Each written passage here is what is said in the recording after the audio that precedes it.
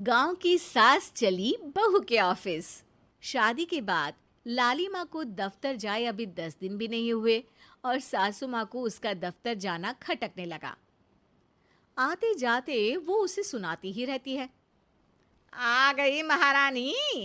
आपकी सेवा में क्या लेकर आए? प्रणाम सासू माँ, बस अभी खाना तैयार करती हूँ, सब साथ में खाना खाएंगे। अरे इतना इंतजार तो करवा चौथ के व्रत में चांद भी नहीं करवाता जितना तुम करवाती हो। माँ जी, ऑफिस का काम बहुत ज़रूरी होता है। अरे तो वहीं बिस्तर तकिया ले जाओ ना, यहाँ क्यों आती हो? लाली माँ ये सब सुनने से बेहतर वहां से जाना समझती है। ऐसा नहीं है कि सास ने लाली माँ को पहले कभी प्यार से नहीं समझाया, बस लाली माँ ने सीधी बात पे कभी ध्यान ही नहीं दिया। तो सास ने सोचा जो प्यार भरे गाने से नहीं होगा वो टेढ़ी बात और ताने से जरूर होगा। ऐसा क्या करती है? बस यस सर ही तो करना होता है ना। पास के गांव तक बढ़िया बस से जाओ, फिर दफ्तर में जाकर बैठ जाओ और बस घर के काम से बच जाओ। अब मैं भी जाऊंगी कल से दफ्तर। अरे इतना भी आसान नहीं है। मैं भी तो दफ्तर जाता था। तुम्ही से तो पता चला है ये सब। अरे कभी नौकरी करके देखती तो पता चलता। अच्छी बात निकल गई आपके मुंह से। अब करके भी दिखा दूंगी, और वो भी बहू के दफ्तर में ही। नौकरी भी करके दिखाऊंगी और घर के काम भी। बहू को पता चल जाता है कि सास क्या करने वाली है, लेकिन वो ऐसा नाटक करती है जैसे उसे कुछ भी पता ना हो। 2 दिन बाद ऑफिस जाने के टाइम सास भी तैयार खड़ी है। अब कहीं जा रही हैं क्या सासू माँ आप? हाँ, आज से मैं भी तेरे साथ तेरा दफ्तर आऊंगी और तेरी तरह टाइम पास करूंगी। दोनों ऑफिस की बस से ऑफिस पहुंच जाती हैं। गेट पर गार्ड खड़ा हुआ है और हमेशा की तरह लाली माँ स्माइल के साथ गुड मॉर्निंग बोलती है। गुड मॉर्निंग गार्ड भैया। गुड मॉर्निंग लाली माँ जी, ये आपके साथ है? अरे प्रणाम चौकीदार जी, कुछ खाया करो। इतना दुबले पतले होकर चौकीदारी क्या खाक करोगे? माँ जी, गार्ड ही बोल लीजिए। अरे गार्ड माने भगवान होता है, आती है अंग्रेजी हमें। काहे बनाए हम तुम्हें अपना भगवान? आए बड़े। लाली माँ सासू माँ को अपने बॉस के कैबिन तक ले जाती है और मिलने को कहकर वहां से चली जाती है। जी आपकी तारीफ। अरे पूरा मोहल्ला करता है, यहाँ किसी से भी पूछ लीजिए ना।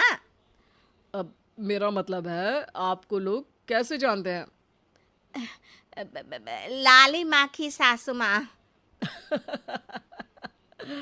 मेरा मतलब था कि आपका नाम क्या है? है सिमरन देवी। अरे वाह, बहुत मॉडर्न नाम है। अब ऑफिस का नाम है, घर का नाम तो है मालती बाई। अच्छा अच्छा। लालिमा, इनकी जगह दिखा दो। है, ये मुझे अपनी जगह दिखाएगी? ये बहू है मेरी, इसकी ये हिम्मत। अरे मेरा मतलब है कि ये आपको बता दे कि आपको कहाँ बैठना है। चलो मैं ही आपको बता देता हूँ। लालिमा, तुम अपना काम करो। अरे कोई काम नहीं करती ये, घर पे भी नहीं करती, यहाँ क्या खाक करेगी? लाली माँ बॉस का लिहाज रखते हुए कुछ नहीं बोलती। बॉस खुद ही सासू माँ को एक डेस्क तक लेकर जाते हैं। देखिए, आपको यहाँ बैठना है। अरे ये घूमने वाली कुर्सी पर? नहीं नहीं, मैं नहीं बैठूंगी, चक्कर आ जाएंगी। चकोटा या आसन लगवा दीजिए, आराम से बैठूंगी जमीन पर। जमीन से जुड़ी हुई हूँ मैं बहुत ही। हाँ। देखिए, आपको यहीं बैठना पड़ेगा। आपको क्या लगता है, क्या ये आपका घर है? नहीं तो? आप भी ना बहुत भोले हैं। मेरा घर तो गांव में है, ये तो आपका ऑफिस है। अरे ऐसी चीजें मत भूला करो, और चोमू बना देंगे किसी दिन। बैठ जाइए और मुझे सारे ज़रूरी मेल भेज दीजिए। ये रहा कंप्यूटर। अरे कंप्यूटर की क्या जरूरत है, मेल तो हाथ से निकलेगा ना। ला एक पत्थर, ला हाथ घिस दूं। क्या? हाथ का मेल? तभी सिचुएशन को संभालने के लिए बहू आ जाती है। अच्छा ये छोड़िए, आप वहाँ पेंट्री से कॉफ़ी ले आइए अपने लिए। अरे इतना तो मुझे भी पता है कि कंप्यूटर पे लिखने का काम हो जाता है, फिर कॉपी क्यों मंगवा रही हो? अरे माँ जी, कॉफी, पीने वाली कॉफी। तू मुझसे काम करवाएगी? तेरी सास हूं मैं। मेरी भी तो सुन लो कोई, आपका बॉस हूं मैं। हाँ हाँ सुनाओ ना।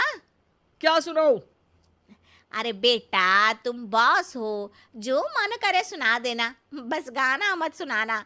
अगर तुम अच्छा नहीं गाओगे ना तो मेरा मूड ऑफ हो जाएगा। अरे यार, अच्छा एक काम करते हैं, आपको क्या क्या आता है? हम्म, ठंडा खा लूं तो नाक आती है, तीखा खा लूं तो हिचकी, और ज्यादा खाना खा लूं तो यह हम बता नहीं सकती मैं। अरे मेरा मतलब था कि काम में क्या क्या आता है। बहू बहुत काम आती है, पति भी काम आते हैं, बेटा भी। देखो काम तो अपने ही आते हैं ना, जैसे भी हो। हे भगवान, क्या करूं माँ जी आपका। अरे बेटा मेरा ना कोई कुछ नहीं कर सकता, मेरा मंगल बहुत मजबूत है। हाँ अच्छा, मंगल से याद आया, बताओ कितने ग्रह हैं सूर्यमंडल में? मंगल शनि पृथ्वी और बताओ। हाँ सब बढ़िया, तुम बताओ बेटा। बॉस वहाँ से परेशान होके चले जाते हैं। लंच के बाद कॉन्फ्रेंस हॉल में एक मीटिंग हो रही है जिसमें कई सारे लोग हैं। किसी को कोई आइडिया भी है कि क्या हो रहा है? हाँ हाँ, वो चौकीदार काम छोड़ के बिल्ली के साथ खेल रहा है। वो सुकड़ी मैम ना दिन भर से बगल वाले लड़के से खुसुर पुसुर कर रही है, और आपके कैबिन से आवाज आ रही है जिसमें आपको कोई गाली बक। बस बस, वो मेरे हेड है। मेरा मतलब था कि मार्केट में क्या हो रहा है। बाहर तो हल्की धूप निकली हुई है, ट्रैफिक वैसे बहुत ज्यादा है। आपको कहीं जाना तो नहीं ना? शाम को ही निकलना। हाँ अम्मा जी थोड़ी देर चुप रहिए, हम काम की बात कर रहे हैं। ओके बेटा, बूढ़े लोगों की सुनता ही कौन है भला इस जमाने में। तू भी चुप कर ले, जिस दिन तू बूढ़ा होगा ना पता चलेगा। माँ जी प्लीज। ठीक है, देखो मुंह पे उंगली रख लेती हूँ बस। गाइस, कोई नया आइडिया लाना होगा। लास्ट मंथ हमारे प्रोडक्ट ने अच्छा परफॉर्म नहीं किया है मार्केट में। अब सॉरी सर। लालिमा, तुम कुछ प्रेजेंट करने वाली थी ना? लालिमा खड़ी होके अंग्रेजी में प्रेजेंटेशन देने लगती है। प्रेजेंटेशन के बाद तालियां बजती है। बहू सास के बगल में आकर बैठ जाती है। ये इतना सब तूने कब किया बहू? और अंग्रेजी तो पटर पटर पटर बोल रही थी तू। रात को बर्तन साफ करके इसी में ही लगी रहती हूँ। रात को जाग के व्हाट्सएप नहीं चलाती रहती हूँ माँ जी। ऑफिस खत्म होते होते बॉस लालिमा और सासू माँ को कैबिन में बुलाते हैं। वेल डन लालिमा, गुड जॉब। नीलिमा की सासू माँ जी, आपकी बहू बहुत टैलेंटेड है, पूरी मेहनत से काम करती हैं। सो तो है। कैसा लगा हमारा ऑफिस आपको सासू माँ? ऑफिस तो अच्छा है, पर मुझे समझ नहीं आया। हम ऐसे बिना इंटरव्यू किसी को दफ्तर में काम नहीं करने देते, पर लालिमा के कहने पर हमने आपको इज्जत दी ताकि आप भी यहाँ आकर देख सके कि दफ्तर में टाइम पास नहीं बल्कि बाकी सब लोग काम करते हैं। आपको तो खुश होना चाहिए कि इतनी होनहार बहू मिली है आपको। घर और दफ्तर दोनों अच्छे से संभाल रही है। समझ गई। हाँ अब सॉरी यहीं बोल दूं कि मेल डालना पड़ेगा? लालिमा, बॉस और सासू माँ तीनों हंसने लगते हैं और सासू माँ को बहू रानी के काम की अहमियत पता चल जाती है।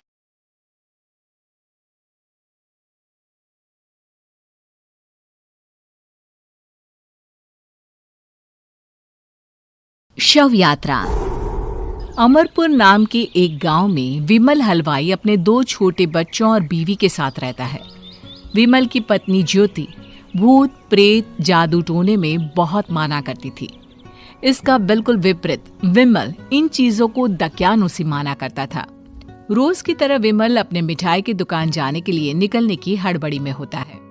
मैं निकलता हूँ ज्योति, देरी हो जाएगी, दुकान भी खोलनी है मुझे।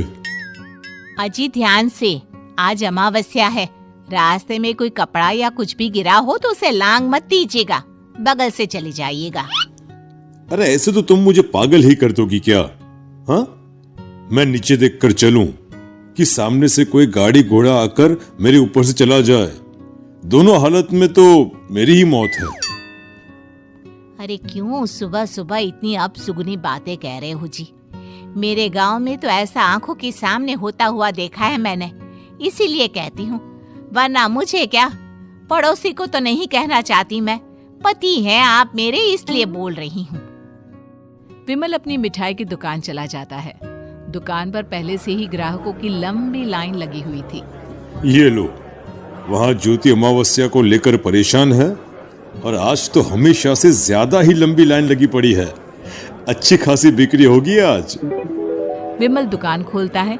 एक के बाद एक ग्राहक उसकी दुकान पर मिठाई ले रहे होते हैं। तभी गांव की एक बूढ़ी औरत विमल से कहती है, जिस तेजी से बिक्री हो रही है, कहीं किसी की नजर ना लग जाए, नींबू मिर्ची टांग ले। अरे क्या चाची तुम भी, ये सब नजर बजर कुछ नहीं होता है। कैसे लोग हैं मेरे आसपास। अपनी दुकान से शाम को विमल हंसते कूदते वापस घर आता है। हाँ, आज तो अच्छी खासी बिक्री हुई है। एक महीने में जितनी बिक्री होती है, एक ही दिन में आज उतने पैसे कमा लिए मैंने। ये तो बहुत अच्छा हुआ जी, आज ही घर की नजर उतारी है मैंने, बिक्री तो अच्छी होनी ही थी। अच्छा, तुम खाना लगा दो, सारा माल बिक चुका है, मुझे शहर जाना होगा, कुछ चीजों की जरूरत पड़ेगी। रात भर मिठाई बनाऊंगा, तब जाकर कल सुबह दुकान खोल पाऊंगा। खाना खाकर विमल शहर जाने के लिए निकल पड़ता है। सुनिए जी, ध्यान से जाइएगा, चौरस्ते पर किसी जादू टोने की चीज पर पैर मत रख दीजिएगा। हे भगवान, हद हो गई ज्योति, ये तो मैं जा रहा हूं। विमल गुस्से से शहर जाने निकल पड़ता है। रात का काला घना अंधेरा, चांद की एक भी किरण ना होने के कारण अंधेरे में कुछ भी देख पाना मुश्किल था। जंगल के बीच के एक अधकच्चे रास्ते से विमल जा रहा होता है। चारों तरफ गुफ अंधेरा और सन्नाटा सुनाई दे रहा था, और सुनाई दे रही थी विमल के पैर के नीचे आ रहे सूखे पत्तों की आवाजें। तभी अचानक दूर से उसे कुछ आवाजें सुनाई देती है। अरे, ये इतनी रात को जंगल के रास्ते कौन जा रहा है? शायद कोई टोली होगी। राम नाम सत्य है, राम नाम सत्य है, राम नाम सत्य है, राम नाम सत्य है। धीरे धीरे आवाज कुछ कुछ सुनाई पड़ती है। आवाज धीरे धीरे और नजदीक आती सी लगती है। विमल देखता है कि उसके सामने से सजी धजी सफेद कपड़े में लिपटी एक अर्थी निकल रही है, जिसके साथ 5 लोग ही थे। 4 आदमियों ने उसे कंधा दिया हुआ था, एक मटका लिए आगे आगे बढ़ रहा था। विमल के बिल्कुल सामने आकर अर्थी रुक जाती है। उसमें से एक आदमी विमल से कहता है, अरे भाई, जरा अर्थी को कंधा लगाना, मैं बहुत थक गया हूँ, बड़ी मेहरबानी होगी। हाँ भाई, कंधा तो मैं लगा दूं, पर रात को 12 बजे ये शव यात्रा, इस समय कौन अर्थी ले जाता है? तभी विमल को ऐसा लगता है कि शव में से आवाज आई। ये आवाज। मजबूरी है भाई, आप कंधा दीजिए, मैं रास्ते में सब बताता हूँ आपको। विमल अर्थी को कंधा दिए चल रहा होता है कि उसे ऐसा लगता है कि हाथ में मटका लिए जो आदमी शव के आगे चल रहा है, उसके पैर उल्टे हैं। क्या हुआ भाई, हकला क्यों रहे हो? वो आपके साथी के पैर उल्टे। विमल अपनी बात पूरी भी नहीं कर पाता कि वो देखता है कि उस आदमी के पैर तो सीधे ही हैं। अरे नहीं, कुछ नहीं, मुझे शायद वहम हुआ होगा। धीरे धीरे सब आगे बढ़ रहे होते हैं। तब विमल को अचानक लगता है मटके में से एक हाथ बाहर आ रहा है। विमल घबरा जाता है। इसके पहले वो कुछ बोल पाता, कल्लू कहता है, मेरा नाम कल्लू है। हम 6 दोस्त थे, जिसमें से एक को तो तुम सोया हुआ देख रहे हो। इतनी पक्की दोस्ती थी कि जैसे हम सब सगे भाई हैं। पर किस्मत का कोई क्या कर सकता है। आज से 4 साल पहले एक नदी में हम सब नहाने गए थे, जिसमें डूबकर राजेश की मौत हो गई।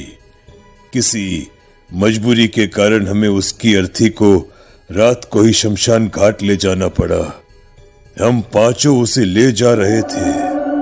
4 साल पहले आप 5 में मैं कुछ समझा नहीं। मंकू अपनी गर्दन पीछे घुमाकर अपनी आंखें बड़ी बड़ी कर विमल से कहता है, अरे भाई, पूरी कहानी खत्म होने दो, फिर बीच में बोल लेना, ठीक है?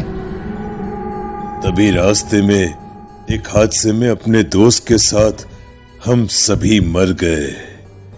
वो सामने देखो, हमारा दोस्त। विमल सामने देखता है। उसे दिखता है कि एक ऐसा आदमी जिसका शरीर कई जन्मों से पानी के अंदर रहने के कारण सफेद पड़ गया है। उसकी आंखें बाहर की ओर निकली हुई थी। फिर ये अर्थी किसकी है? अर्थी के साथ के लोग अर्थी को नीचे रखते हुए एक साथ विमल की ओर देखते हुए कहते हैं, तुम खुद ही देख लो। विमल शव पर से सफेद कपड़ा हटाता है। शव की जगह खुद को ही देखकर विमल के होश उड़ जाते हैं। वो शव विमल की ही थी। पलक झपकते ही विमल उस अर्थी की जगह पर होता है। 6 के 6 दोस्त उसी तरह अर्थी को उठाकर चलने लग जाते हैं। राम नाम सत्य है। राम नाम सत्य है। राम नाम सत्य है।